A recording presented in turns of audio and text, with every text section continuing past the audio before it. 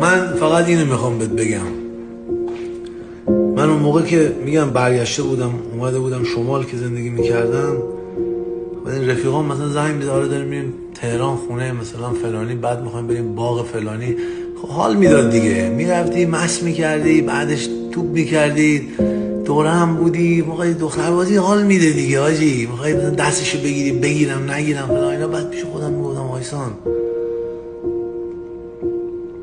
حاجی الان نیست دیگه، گفتم آیسان ولش کن، الکی هم هرس نخور، فقط به این فکر بکن که آدمیزاد در آخر بخوای لخت حسابش بکنی، من همه چیزو دارم که اونا دارن. گرفتی چی شد؟ حالا نمیتونم تو اون موقعیت باشم.